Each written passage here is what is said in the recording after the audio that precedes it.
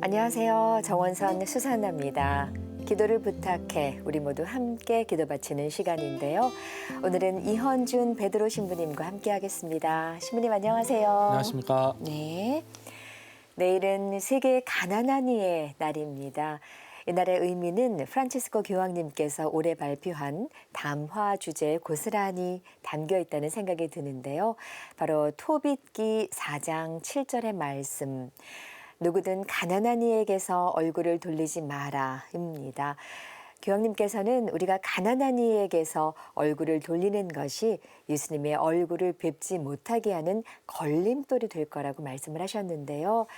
가난한 이들과 형제를 나누는 것은 우리 그리스도인들의 의무이자 소명임을 되새기면서 작은 실천으로 이어지는 날이 됐으면 좋겠습니다. 교황님께서는 이렇게 메시지를 참 쉽고 강렬하게 전하시는 힘이 있으신 것 같아요, 신부님. 사람의 마음을 이렇게 건드리고 움직이는 그런 마법사 같은 맞아요. 분이시지 않은가 네. 생각을 하는데 교황님의 그런 말 한마디 한마디가 그렇게 큰 울림으로 전달이 될 수 있는 데에는 그분이 또 그만큼 삶으로서 실천하고 살아나가시기 때문이 아닌가 하는 생각을 해요. 네. 그러면서 이 말에 힘이 실리기 위해서는 그에 따른 행동과 실천이 정말로 중요하다라는 것. 네. 우리 교황님이 이렇게 처음 선출되고 나서 이렇게 보였던 행보들이 이렇게 파격적인 것들이 되게 많았잖아요. 그 무엇보다 교황으로서 누릴 수 있는 그 많은 이렇게 권위들 또 어떤 혜택들이 되게 많았는데 프란시스코 교황님은 그 모든 혜택을 다 내려놓으시고 아주 그냥 평범한 한 사제로서 살아가는 어떤 그런 첫 모습 그런 데서부터 이렇게 신자들이 교황님 말 한마디 한마디에 어떤 큰 감화를 받는 게 아닌가 생각이 들고 저도 참 이렇게 말을 많이 하면서 살아가고 있는데요. 좀 몸으로 이렇게 실천하고 이렇게 좀 사는 모습을 보여야겠다 생각을 좀 다시 한번 해보게 됩니다. 말과 행동이 같이 가야 한다는 말씀이시잖아요. 그런 분이십니다. 더 노력하겠습니다. 신부님. 자, 이제 신부님의 오늘의 기도와 함께 이 시간 본격적으로 문을 열 텐데요. 어떤 기도 바칠까요? 오늘 이제 가난의 날을 맞이해서 또 교황님 담화 이렇게 주제도 우리가 잠깐 언급을 했는데요. 우리 주변에 좀 이렇게 가난한 어떤 삶, 어떤 그런 계층이라고 할 수 있는 좀 비정규직 노동자분들 또 그중에서도 또 비인간적 대우 또 고용 불안에 시달리는 그런 분들 노동자분들 기억하면서 잠시 기도하도록 하겠습니다. 성부와 성자와 성령의 이름으로 아멘. 인간의 나약함과 죄성에도 불구하고 늘 사랑과 보살핌의 손길을 잊지 않으시는 하나님. 인류가 이뤄낸 눈부신 발전과 성장 속에서도 여전히 우리 주변에는 억압과 차별로 인해 고통받고 있는 사람들이 있습니다. 기본적인 생계 유지조차 하지 못하고 매일의 일상을 근근히 버티며 살아가는 이들도 있고 인간이 가진 최소한의 존엄함과 인권마저 존중받지 못한 채 억울한 일을 당해도 저항의 목소리 한번 내지 못하고 고통받고 있는 이들도 많습니다. 주님, 무엇보다도 불안정한 고용 환경으로 불확실한 미래 앞에 불안한 삶을 살고 있는 비정규직 노동자들과 또 비인간적인 대우로 존엄성을 박탈당한 채 살아가야 하는 이들을 위로해 주시고 우리 사회가 이들의 처우 개선과 인권의 증진을 위해 더욱 관심을 갖고 불합리한 사회적 구조를 변화시켜 나갈 수 있는 지혜를 내려주소서. 어느 누구도 소외받지 않고 사람다움과 자기다움을 잃지 않으며 하나님께서 창조한 그 숭고한 본연의 모습을 빛내며 살아갈 수 있도록 은총 내려 주소서. 아멘.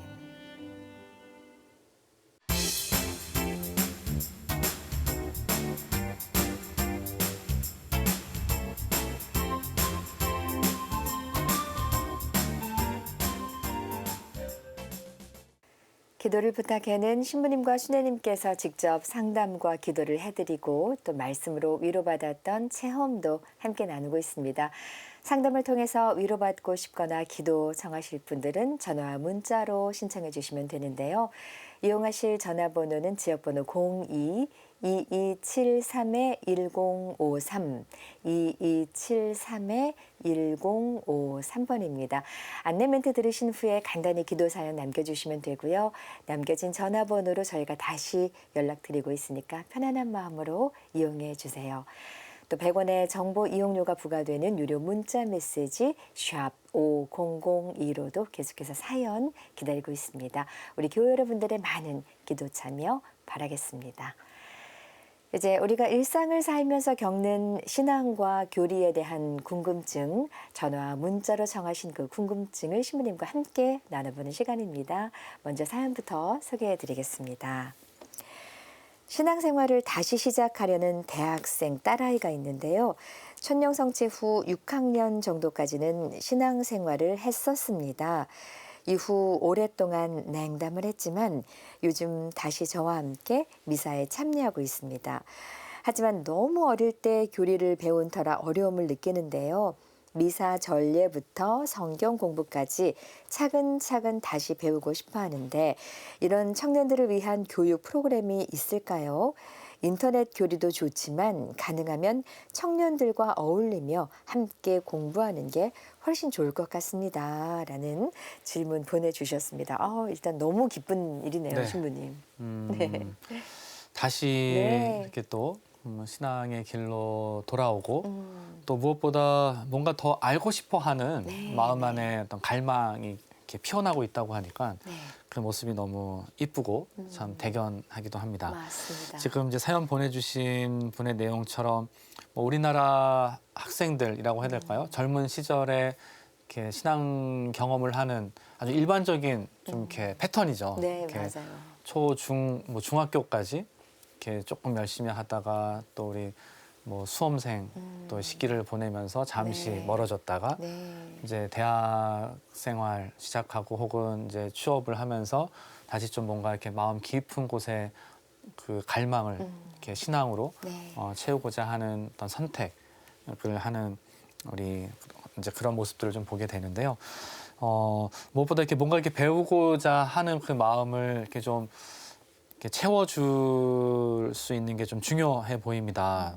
이것이 또 제대로 채워지지 않으면 또 이게 약간 또 이렇게 다시 이렇게 메마르거나 네. 또 다시 또 이렇게 멀어질 수 있는 길이 또 올 수 있기 때문에 무엇보다 지금 우선은 뭐 가장 가깝게 접촉할 수 있는 게 이제 본당이 아닐까 하는 생각이 네, 들고 지금 네. 부모님과 함께 맞아요. 미사를 다시 다닌다고 했으니까 네. 그래서 뭐 가장 가까운 건 이제 본당 청년회가 아닐까 생각을 좀 해요. 네. 요즘 또 이제 본당마다 또 이렇게 청년 단체 분위기 또 청년 미사 분위기가 어떨지 또 워낙 또 이렇게 각양각색이어서 네. 우선은 먼저 본당의 청년회 미사나 청년 미사나 청년 단체들이 좀 있는지 네, 네. 한번 확인해 보시면 좋을 것 같아요. 그러면 아마 그 안에 뭐 기도 모임도 있을 거고 뭐 성서 공부 모임도 네, 있을 거고 네.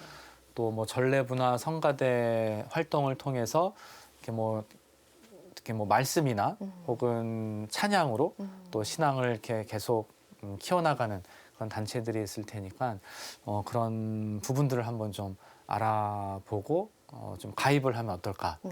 하는 생각이 들고 네. 또 아마도 꼭 본당을 좀 더 넘어서서 뭐 교구 차원이나 여러 수도회 차원에서도 이런 젊은이들을 위한 다양한 성서 모임 혹은 신앙 강좌 같은 것들을 좀 많이 개설하거든요. 네, 네. 그래서 조금 시선을 넓혀서 주변에 이런 신앙 강좌들이나 어떤 강의들, 뭐 이러한 특강들 이런 것들이 뭐 혹시 있지 않을까 네. 좀 살펴보는 거, 또 찾아다니는 것도 또 하나의 방법이 이렇게 좀 배울 수 있는 네. 하나의 길이 아닐까 생각을 좀 해봅니다. 네, 네, 신부님. 또 가톨릭에서 또 이렇게 청년들을 위해 이렇게 특화된 또 특정한 프로그램들이 또 많이 있거든요. 네, 네. 이렇게 뭐 말씀드리면은 뭐 이렇게 청년 성서 모임, 맞아요, 맞아요. 또 서울 선택 프로그램, 네, 네, 네. 또 여러 가지 뭐 포콜라레 뭐 네. 모임이라든지 또 청년들을 위한 모임들이 또 본당을 넘어서 뭐 교구 차원으로도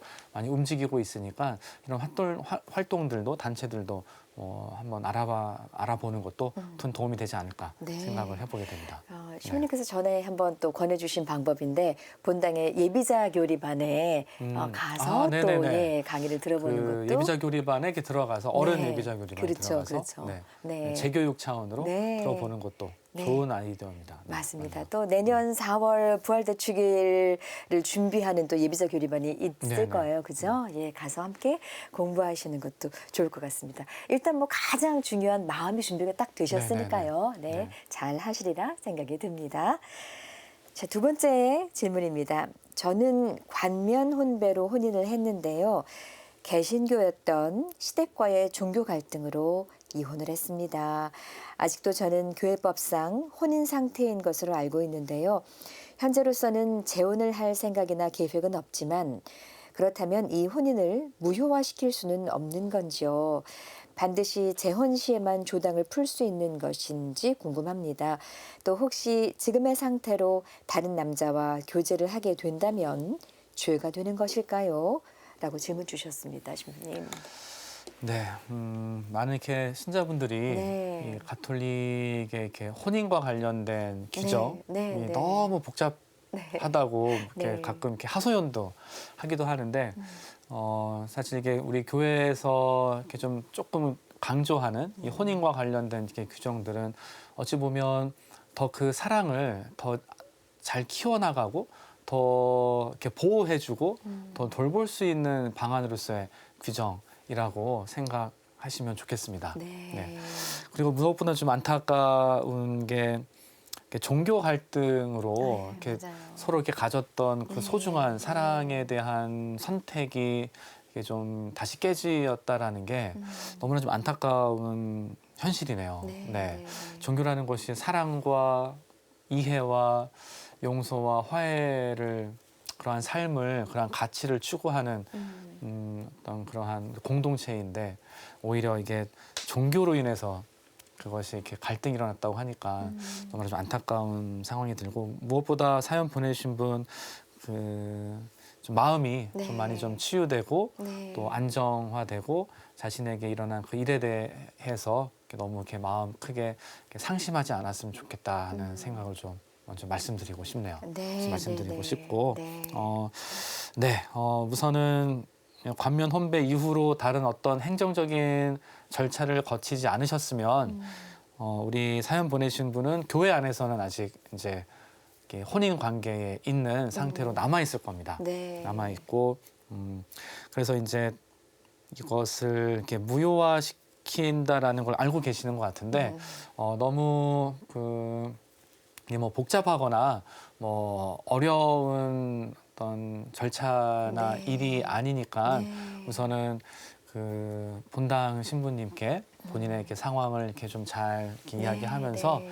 이렇게 말씀을 나누시면 아마 신부님의 이렇게 어떤 그 안내로 이 무효화하는 절차를 아마 거칠 수 있지 않을까 하는 생각을 해보게 됩니다. 네. 신부님. 그래서 너무 부담 갖지 마시고 가까운 신부님에게 이렇게 면담을 요청하셔서 좀 더 나은 삶의 길로 또 찾아 나갈 수 있기를 바라고요. 네.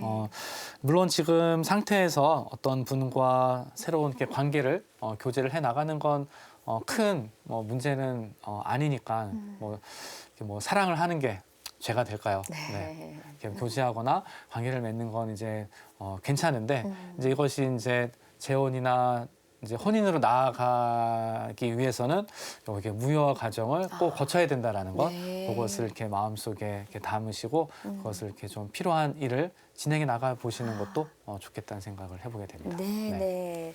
기도를 부탁해에 또 이런 비슷한 질문이 많이 와서 또 신부님께서도 해주신 말씀인데 신자분이 그 배우자의 방해 때문에 신앙생활을 계속할 수 없어서 그 혼인이 파탄에 이르렀을 때는 무효화를 시키는 방법이 또 있다고 하니까요. 있습니다. 네, 본당 신부님께 한번 문의를 해보시는 것도 좋을 것 같습니다. 예, 신앙생활 열심히 하실 수 있었으면 좋겠습니다. 자, 신앙생활 하시다가 궁금한 문제 생기시면은요 언제든 이렇게 사연 보내주십시오. 함께 고민하고 함께 풀어보겠습니다.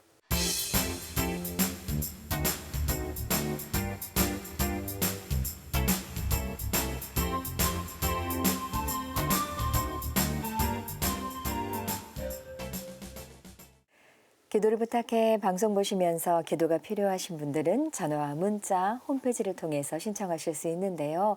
지역번호 02-2273-1053 또는 100원의 유료 문자 메시지 샵 5002로 기도 청해 주시면 되겠습니다. 비비안나 자매님의 기도입니다. 참예수님, 신부님 안녕하세요. 작은 아들 요한이를 위해 기도를 부탁드립니다. 완벽주의자의 엄했던 남편은 아이들이 어릴 때 자주 폭력을 쓰기도 했는데요. 아버지에게 받은 상처가 커서인지 결혼한 후에는 연락도 잘 받지 않고 집에도 오지 않습니다. 아들에게 경제적인 어려움이 있어 해결해 주려고 하는데도 아버지 도움은 필요 없다며 모진 말만 하네요. 아들의 상처가 회복돼 저희 가족이 화목하게 지낼 수 있도록 기도해 주세요. 라고 사연 주셨습니다. 네, 비비안나 자매님, 이렇게 아빠와 아들, 자녀 네. 사이에 깊은 골이 놓여 있는 모습을 보면서 옆에서 얼마나 좀 마음이 참 무거우실까 하는 생각도 드네요. 네, 우리 아빠 남편분께서 뭐 어떠한 이유로 이렇게 훈육이라는 차원으로 이렇게 자녀들에게 이렇게 다가가셨다는 생각은 하지만, 조금 과도한 훈육의 방법이 아니었나 하는 생각을 해보게 되고, 그것이 이 아들에게는 엄청나게 좀 아빠로부터 이렇게 등을 돌리게 되는 아주 결정적인 어떤 그런 경험으로 이제 남아 있게 되는 거죠. 이게 어느 이렇게 화해가 일어날 수 있는 좀 계기나 어떤 사건이 좀 필요하고, 특히 이제 아빠로서 조금 부족했던 그런 모습을 인정하고 좀 받아들이면서 어떤 그런 마음을 안고 좀 이렇게 소통하고 다가가려는 노력이 좀 필요하지 않을까 하는 생각을 해요. 지금 이 상황에서 이제 궁금한 거는 남편분, 아빠가 지금 어떠한 자세를 취하고 있는지가 좀 되게 궁금한데, 비비안나 자매님과 그 사이에 자매님만 그 사이에서 지금 그냥 조금 힘들어하는 건 아닌지, 혹시 남편분과 아빠도 좀 그런 마음을 갖고 있는지, 그래서 우선 그 아빠의 마음을 좀 잘 돌리는 것이 우선 좀 필요하지 않을까 하는 생각을 해보게 돼요. 신부님. 잠시 후에 우리 비비안나 자매님의 가정을 위해서 신부님과 함께 기도 바치도록 하겠습니다. 이어서 안드레아 형제님의 기도입니다. 찬미예수님, 신부님 안녕하세요. 같은 본당 교우이자 하늘나라로 떠난 대자의 아내인 레아 자매님을 위해 기도를 부탁드립니다. 젊은 나이에 남편을 폐암으로 잃고 하나뿐인 딸은 멀리 살고 있어 많이 힘들어하시네요. 자매님이 하루빨리 아픈 마음을 추슬러 씩씩하게 살아갈 수 있도록 기도해 주세요. 라고 사연 주셨습니다. 네, 안드레 형제님의 대자인 아내분, 그러니까 대자분이 먼저 세상을 떠났고 해서 그분의 아내인 레아 자매님이 지금 홀로 살아가고 있는 상황이고, 또 하나뿐인 딸은 또 멀리서 자기만의 일을 하고 계시는 중이라고 하셨는데, 그럼 배우자를 떠나 보냈을 때 그 상실감, 뭐 그런 사연 우리가 많이 접하기는 하는데, 어떤 그런 깊은 상실감을 통해서 거치게 된 그 애도의 시간이 어느 정도 우리에게는 필요하면서도 그 애도의 기간 동안 자기가 이게 혼자 아니다라는 것, 그 슬픔을 함께 이야기하고 나눌 수 있는 누군가가 있을 때 그 애도의 기간이 좀 더 건강하게 거쳐갈 수 있게 되거든요. 그래서 무엇보다 우리 안드레 형제님이 좀 또 그 가족들과 함께 우리 레아 자매님의 그 애도, 그 슬픔을 조금 들어주고 또 함께 동반해주는 그런 역할을 해주셨으면 좋겠다 하는 생각을 좀 해보게 됩니다. 저희도 기도 중에 레아 자매님이 이 슬픔을 좀 잘 이겨내고 다시 회복된 마음으로 자신의 일상을 살아갈 수 있기를 기도 중에 필요한 은총 청하도록 하겠습니다. 네, 안드레아 형제님 말씀하신 것처럼 씩씩하게 살아가실 수 있도록 또 함께 기도하겠습니다. 자, 사연 주신 비비안네 자매님 그리고 안드레아 형제님을 위해서 신부님께 기도 청하도록 하겠습니다. 사랑이며 위로자이신 하느님, 이 시간 당신 앞에 간절하게 두 손 모아 기도 올리는 이들의 청원을 아뢰입니다. 비비안나 자매님의 기도 지향 기억합니다.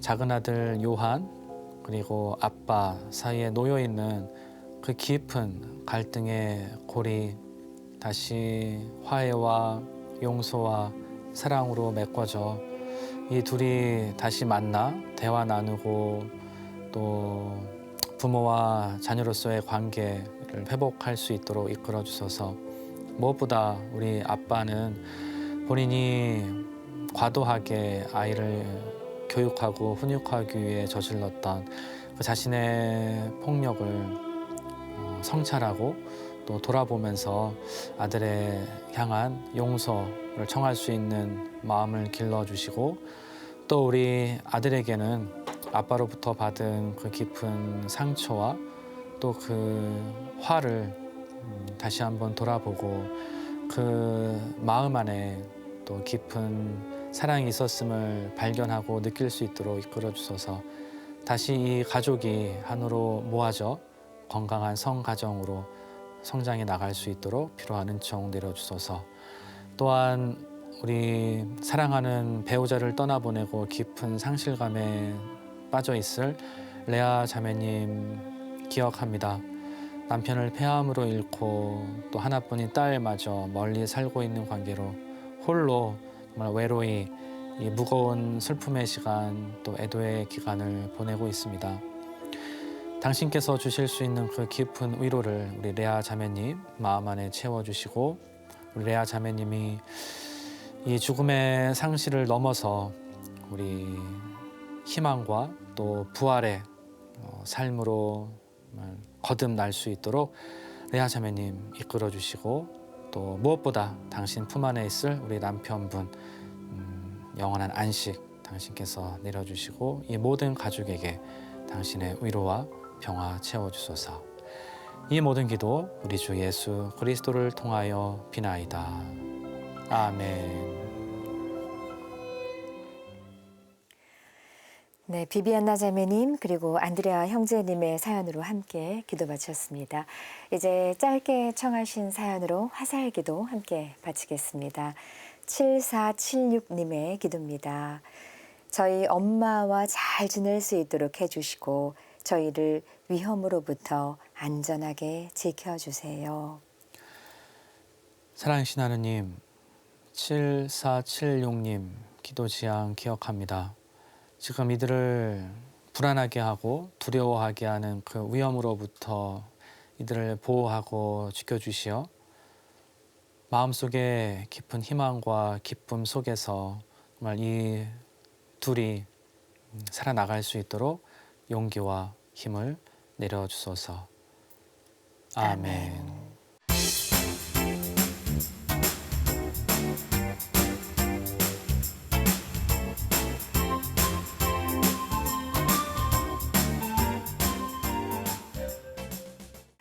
오늘도 많은 분들의 사연, 마음, 기도와 함께했습니다. 이제 신부님께서 마음을 담아 우리에게 선물 주시는 시간인데요. 신부님 어떤 선물일까요? 네, 오늘 기도를 부탁해 시작하면서 그 교황님 담화, 네. 가난한 이를 위한 교황님 담화 이야기를 잠깐 했었는데요. 네. 그 담화 중에 나오는 그 문장 오늘 소개하면서 마무리하도록 하겠습니다. 네.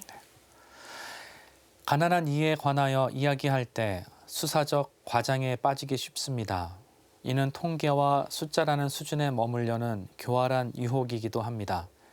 가난한 이는 인격체로서 얼굴, 이야기, 마음과 영혼을 갖고 있습니다. 그들은 우리 모두와 마찬가지로 장단점을 지닌 우리의 형제 자매이므로 그들 한 사람 한 사람과 인격적인 관계를 맺는 것이 중요합니다. 네, 세계 가난한 이의 날을 맞아 교황님 담아 네. 있는 문장인데요. 네. 우리 모두 가난한 이를 친구로 둘 수 네, 있는 그런 신앙이 되었으면 좋겠습니다. 네, 머리가 아니라 마음으로 그리고 멀리가 아니라 가까이 가까이, 느낄 네. 수 있어야 한다는 말씀인 것 같습니다, 신부님. 네. 오늘 좋은 말씀과 기도 받쳐주신 이현준 베드로 신부님 감사합니다. 네, 고맙습니다.